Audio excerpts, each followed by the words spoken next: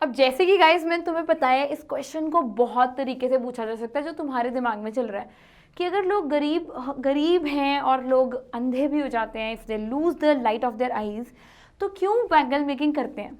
चलो इस क्वेश्चन को मैं तुम्हें बताती हूँ कौन से डिफरेंट तरीकों से पूछा जा सकता है। पहला, why don't people of Firozabad do anything apart from bangle making. Notes check करो, क्वेश्चंस मैंने लिखे हुए हैं। बैंगल मेकिंग के अलावा और कुछ क्यों नहीं करते। हमारे दिमाग में भी आता है जब लोग गरीब के गरीब हैं तो और कुछ क्यों नहीं करते। या एक इसी क्वेश्चन को ऐसे पूछा जाता है कि मुकेश, गाइस अब मैं तुम्हें पहले क्वेश्चन को समझाने से पहले, बिकॉज ये क्वेश्चन अगर समझ में आ गया तो ऑलमोस्ट तुम्हें मुकेश का सारा पोर्शन समझ में आ जाएगा, ठीक है। ऐसी सिचुएशन में जहाँ पे सारी की सारी जनरेशन्स बैंगल मेकिंग करती हैं, दादाजी, उनके बच्चे, उनके बच्चे, उनके बच्चे, सारे बैंगल मेकिंग कर रहे हैं।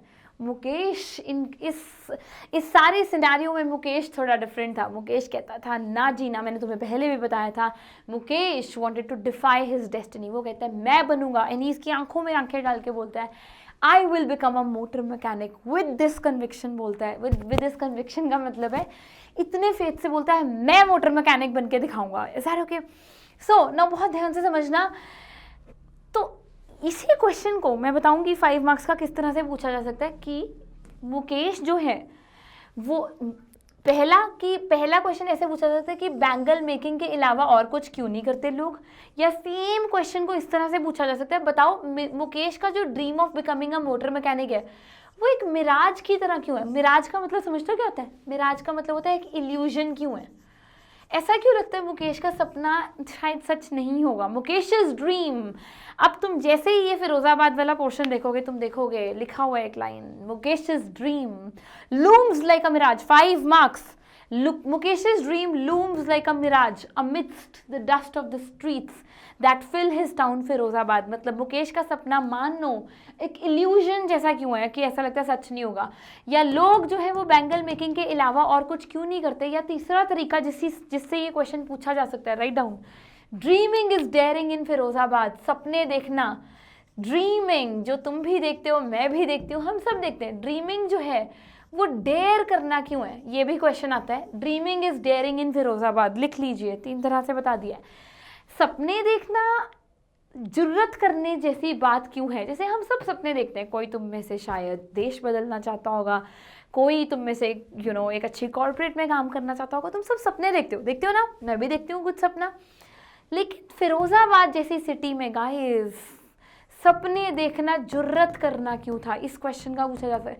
ऐसा क्यों होता था कि अगर कोई बच्चा सपना देख रहा है तो वो कुछ गलत कर रहा है। ये सारा क्वेश्चन को तुमने कैसे आंसर करना है हम बड़े प्यार से समझते हैं। देखो सबसे पहले देखो गाइस, जो मैं तुम्हें पूरा का पूरा एक फ्लो चार्ट बनवाऊंगी, it is the most important thing. अगर तुम्हें ये समझ में आ गया तुम इस चैप्टर के बड़े क्वेश्चंस भी अटेम्प्ट कर लोगे, छोटे भी, सुपर इंपॉर्टेंट। तो तुम बोलोगे मैम हम कौन सा एज्यूम करके चले क्वेश्चन ये समझने के लिए, तीनों में से कुछ भी, बट सबसे इंपॉर्टेंट क्वेश्चन जो तुम्हारे माइंड में आ रहा है कि लोग बैंगल मेकिंग के अलावा और कुछ क्यों नहीं करते जब इतने गरीब हैं और अंधे भी हो जाते हैं।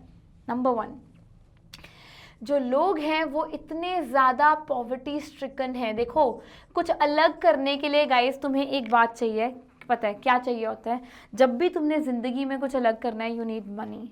तो पहली चीज़ है फिरोज़ाबाद के लोग इतने ज़्यादा पॉवर्टी स्ट्रिकन हैं that they do not have money, पैसा नहीं है कुछ भी। और पॉइंट नंबर 1 इसको बोलेंगे, चार्ट में बनाएंगे। सबसे पहले लोग जो हैं वो गरीब हैं, poverty stricken. Number 2, if you can see generations of subservience. पता है मैंने तुम्हें सबसर्वियंट वर्ड करवाया हुआ है, क्या बताया था? सबसर्वियंट का क्या मीनिंग बताया था? झुक जाना, झुक जाना। जनरेशन तो सबसर्वियंस का ये मीनिंग है, जनरेशन आफ्टर जनरेशन ना, मतलब धंसती चली जा रही है गरीबी में। गरीब तो है ये, लेकिन पॉइंट नंबर 2 है कि सारी जनरेशन जो हैं वो गुलाम है। सारी जनरेशन झुकती चली आ रही हैं, झुकती चली आ रही हैं, और सारी की सारी जनरेशन बैंगल मेकिंग कर रही है ही नहीं, किसी में गट्स नहीं है। आगे सुनो, देखो ओके, देन उन्हें लगता है, इतने गरीब है, उन्हें लगता है कि हम ट्रेडिशन बाउंड है। ये बहुत ध्यान से समझना पॉइंट। हम ट्रेडिशन, सारे सिर्फ कीवर्ड्स लिख रही हूँ और तुमने आंसर में लिख के आना है कीवर्ड्स, और मेक श्योर तुम कीवर्ड्स को अंडरलाइन करो। देखो हो सकता है तुम छोटी मोटी ग्रामेटिकल एरर्स कर सकते हो, मैं चाहती हूँ कि तुम कीवर्ड्स को इतने अच्छे से अंडरलाइन करो कि अगर तुम्हारी छोटी मोटी ग्रामेटिकल एरर्स हों वो इग्नोर हो जाएं इस पॉइंट ऑफ टाइम पे। सो सबसे पहले फिरोज़ाबाद का बंदा गरीब है, कैसे कुछ और करे, और माइंडसेट की बात है। अब ये सेकंड और थर्ड पॉइंट है ना, जो वो माइंडसेट बताता है फिरोज़ाबाद के लोगों के। जनरेशन आफ्टर जनरेशन झुकती चली आ रही है, पर दादाजी पापा बच्चा सारे एक ही काम कर रहे हैं, बैंगल मेकिंग। फिर उन्हें लगता है गरीबी इतनी ज़्यादा, they are so poor that they think that making bangles is their tradition, they feel that they are tradition bound. उन्हें लगता है कि ये ऐसा है जो भगवान ने उन्हें दिया है, उसे ये बोलते हैं कि हमारा कर्मा है। मतलब आप देखना मुकेश की दादी जी ना इस चीज़ को बोलेगी हमारा कर्मा है, हमारी डेस्टिनी है कि हम बैंगल मेकिंग में है, ऐसा मानो कि भगवान ने हमें ये दिया है। समझते हो ना तुम? चलो ये सब पॉइंट्स के बाद क्या होता है guys, lack of any help from the society, lack of any help. Reason number 4, और कुछ क्यों नहीं करते। चलो इसके बावजूद भी, गरीबी के बावजूद भी अगर कोई उठ के आ जाए कहे नहीं यार मैंने नहीं करनी बैंगल मेकिंग, तो कोई हेल्प नहीं है, लैक ऑफ एनी हेल्प। तो इसको तुम ऐसे भी लिख सकते हो, cold and indifferent attitude of the people. तुम बोलोगे हेल्प किस तरह की है, ना कोई रिसोर्सेज देती है गवर्नमेंट इनको कुछ कर सके। देखो यार लाइफ में कुछ किसी चीज़ से निकलना है तो तुम्हारे पास पैसे या और क्या, ना इनके पास एजुकेशन है, एजुकेशन से भी तुम ग्रो कर सकते हो लाइफ में बहुत ज़्यादा, ज़रूरी नहीं है मनी, एजुकेशन कोई नहीं देता इनको फ्री में, ठीक है, ना इनको एम्प्लॉयमेंट दी जाती है। तो सोसाइटी की तरफ से सच बताऊं तो बच्चे को कोई भी हेल्प नहीं है। अब ये देखो वेरी इंपॉर्टेंट पॉइंट नंबर 1 + 2 + 3 + 4, चारों पॉइंट्स, गरीबी, generation of subservience, tradition bound, lack of any help, that means cold attitude of the society, कोई हेल्प नहीं, kills an initiative in every child। देखो हम लोग जैसे लोग सपने क्यों देखते हैं, माना मुसीबतें तुम लोगों को भी आती होंगी, बट एक बात है, रिसोर्सेज हैं, एटलीस्ट एजुकेशन हमें प्रोवाइड हो रही है, एजुकेशन मिल रही है, रिसोर्सेज भी हैं जितना हम अफोर्ड कर सकते हैं, इसलिए हम शायद सपने देख लेते हैं खुल के। पर इन लोगों के ये 4 पॉइंट्स मिलके ना हर बच्चे के अंदर का इनिशिएटिव को किल कर देते हैं। वो करना चाहता है बट फिर भी ना ये सारे फैक्टर्स, ये लिखोगे together these factors kill an initiative within a child.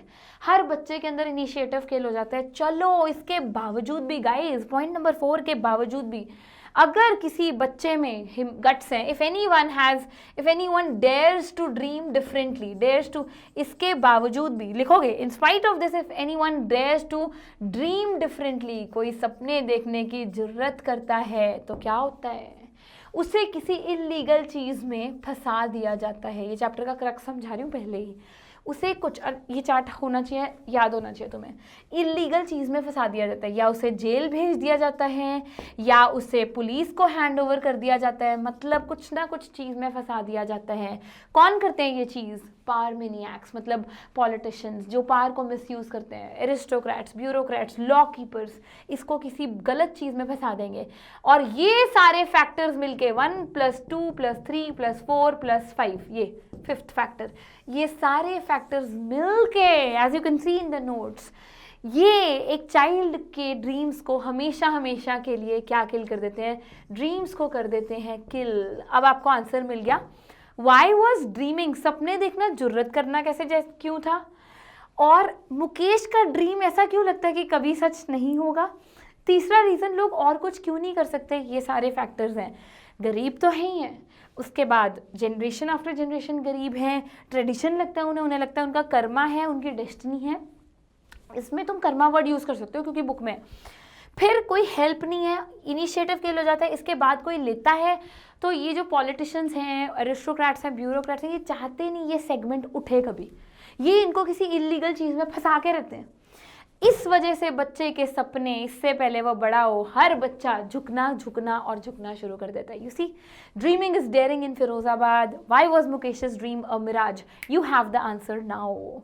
Okay, तो ये आंसर करने के बाद विच इज़ सुपर इम्पॉर्टेंट, ठीक है, एक बार रिवाइज करो इससे पहले हम आगे चलें। Just revise in your mind कि मैंने तुम्हें क्या बताया है। अब मैं तुम्हें ये बताना चाहूँगी कि फिरोज़ाबाद की एक्चुअल में कंडीशंस कैसी हैं, ठीक है। फिरोज़ाबाद में लोग किन कंडीशंस में रहते हैं, गरीबी का लेवल सच्ची बताऊँ सीमापुरी से भी ज़्यादा है। सीमापुरी से ज़्यादा गरीबी है। सीमापुरी में एटलीस्ट लोग सर्वाइव कर रहे हैं, खाना मिल जाता है। यहाँ का इतना बुरा हाल है कि लोगों को 2 वक्त की रोटी भी नहीं मिलती। ऑल राइट, देखिए तो आज मैं तुम्हें ये क्वेश्चन भी आ सकता है 2 मार्क्स का, जो तुम समझोगे कहानी की तरह, बट हम फिरोज़ाबाद की आज कंडीशन समझेंगे। तो गाइज फिरोज़ाबाद की सबसे पहले FY विद आई वाला फिरोज़ाबाद है ये, ठीक है। फिरोज़ाबाद ओके, तो ध्यान से सुनो। फिरोज़ाबाद में जो वर्किंग कंडीशंस हैं वो इतनी पुअर है कि मान लो एक्सप्लॉयटेटिव कंडीशंस हैं।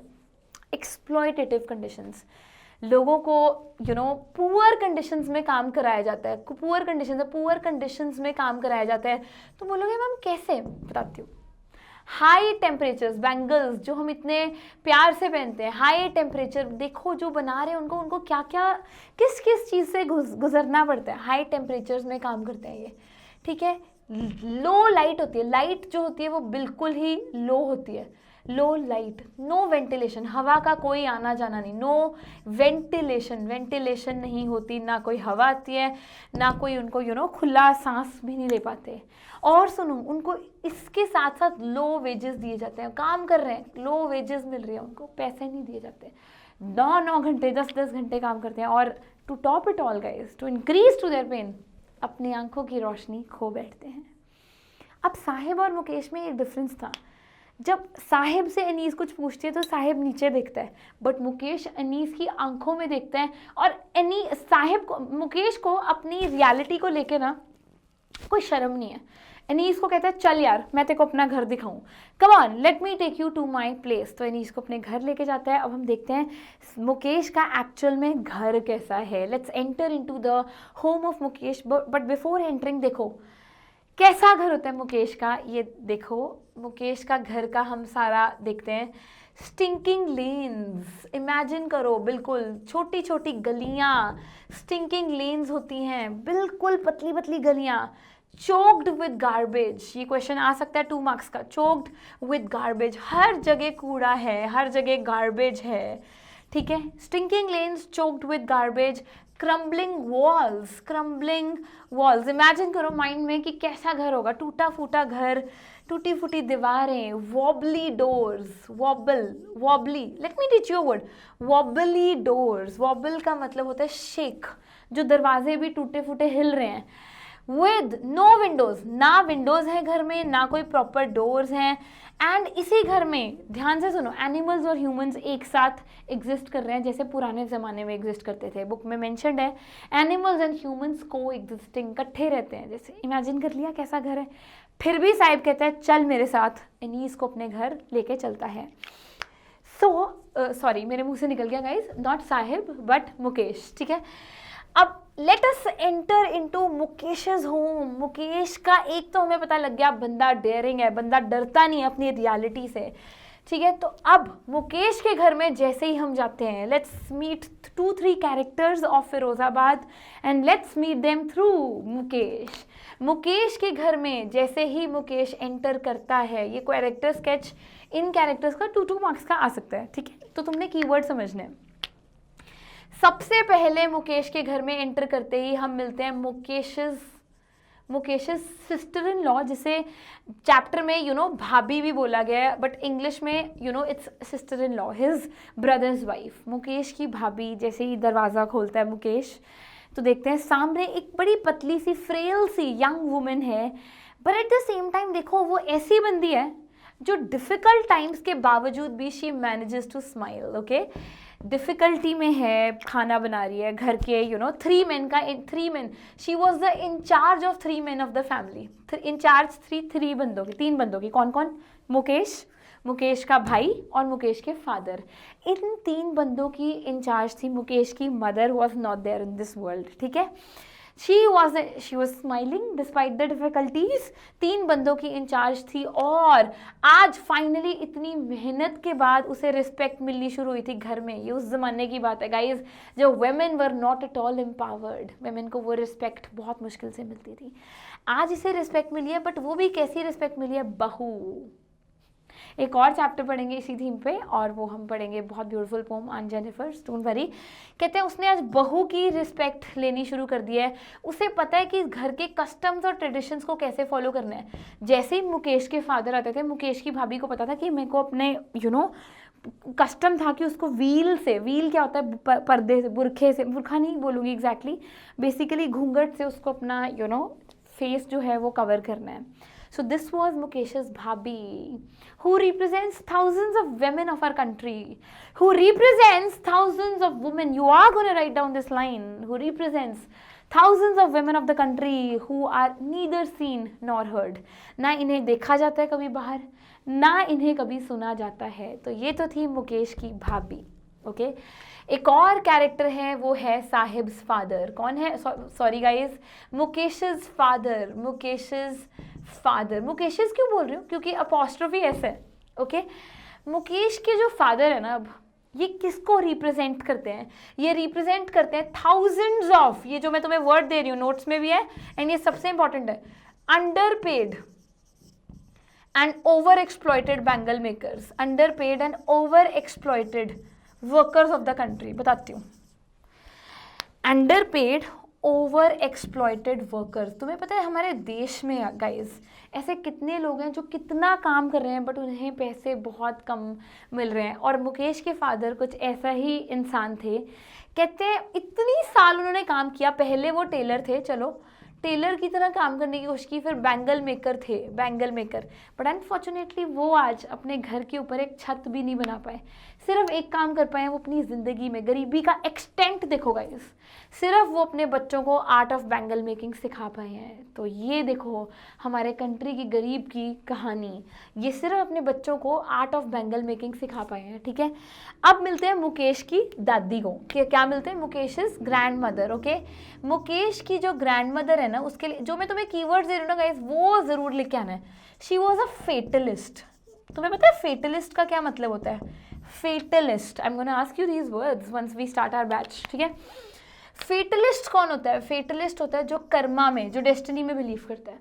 और मुकेश की दादी डेस्टिनी में ऐसे विश्वास करती है कि हमारा कर्मा है कि हम इतने गरीब हैं, हमारी डेस्टिनी है कि हम इतने गरीब हैं, हमारी डेस्टिनी है कि हम बैंगल मेकिंग कर रहे हैं। तो अब मुकेश को मिलने के बाद वी मेट मुकेश's भाभी who represented thousands of women who are neither seen nor heard। Respect भी मिली तो किसकी मिली? बहू की रिस्पेक्ट मिली। ठीक है, मुसीबत के बावजूद भी स्माइल करती है, 3 मेन का इनकी इंचार्ज है और कस्टम्स को फॉलो करती है।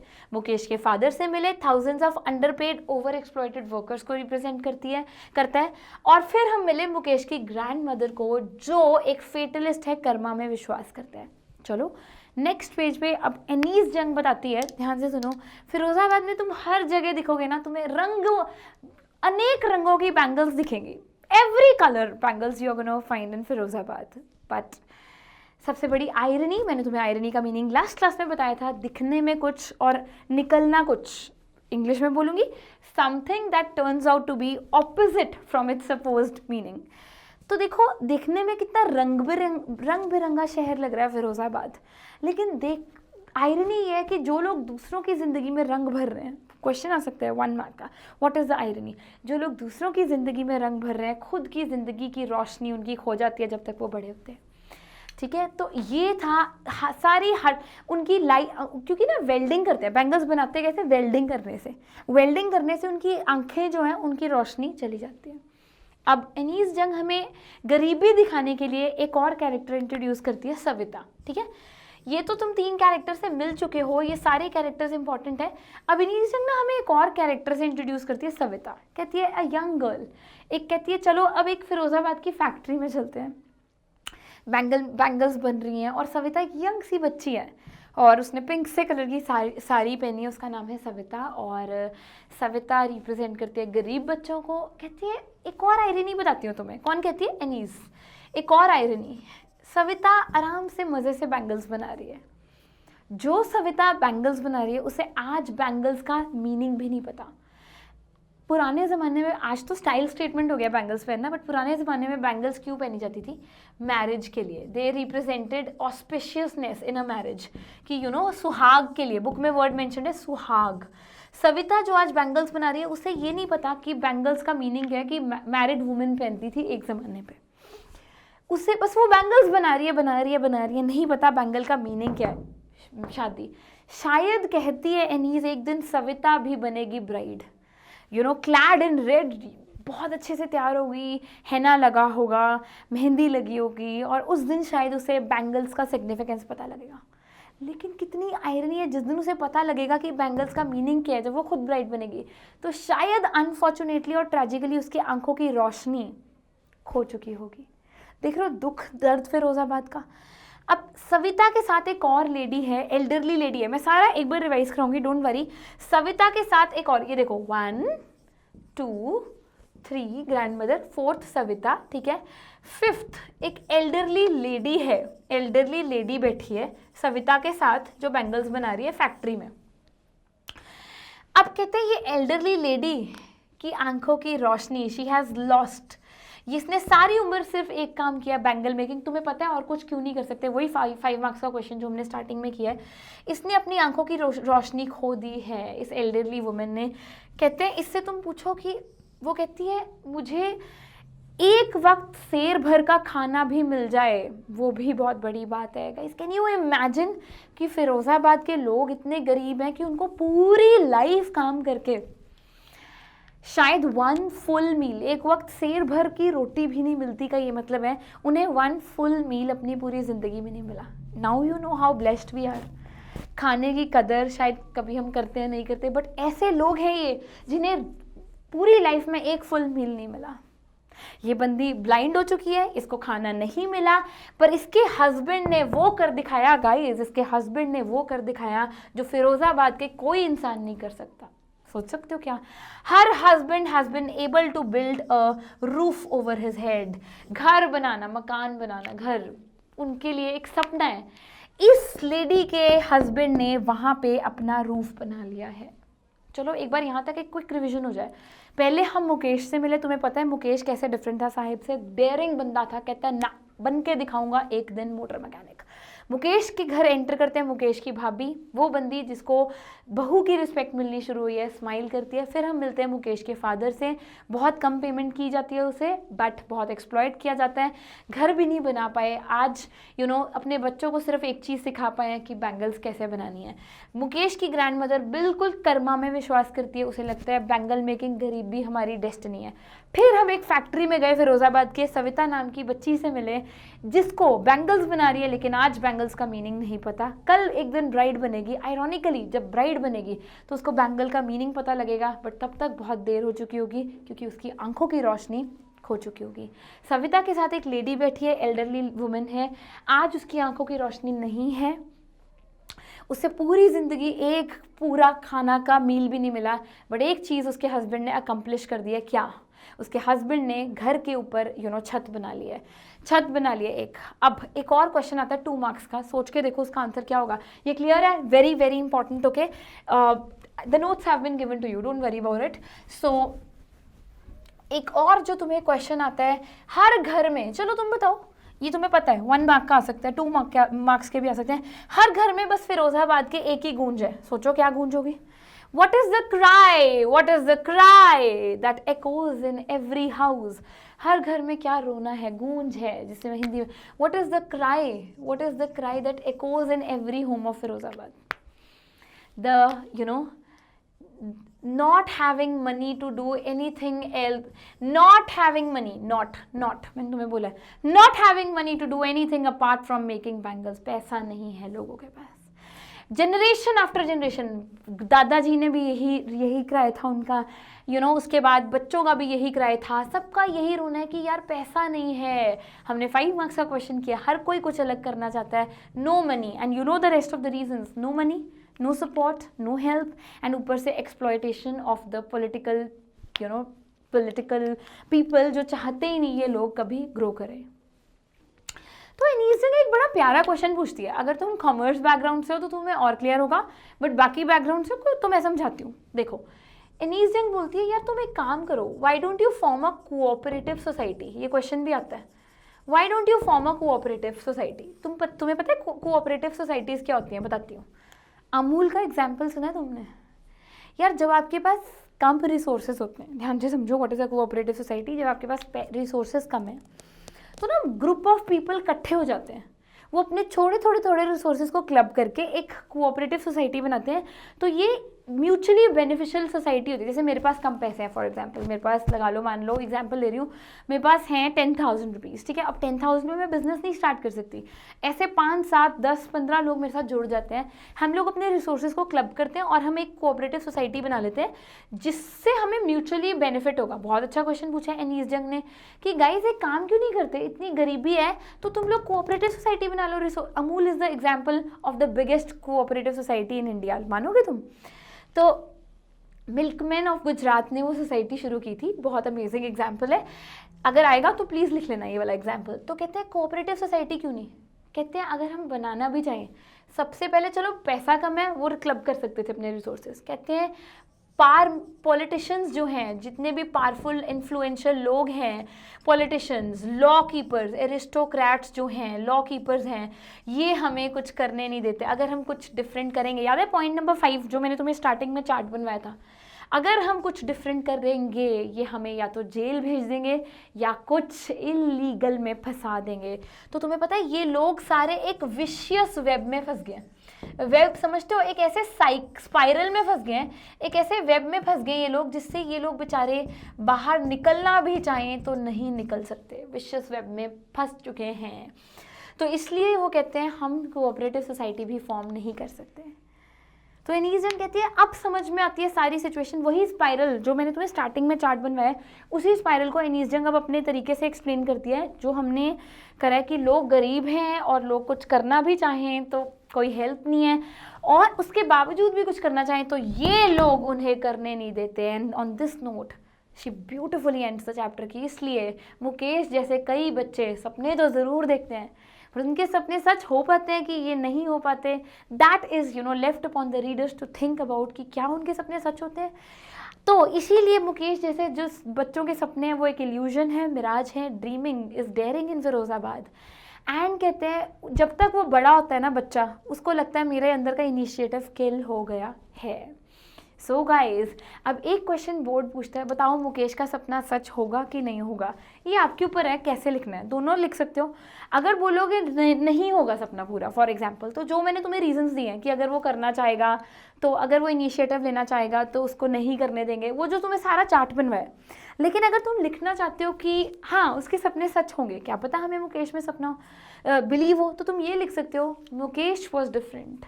It is rightly said that adversity brings out a champion. मुसीबत से बॉर्न होते हैं कभी कभी champions, and Mukesh was an example of one such person.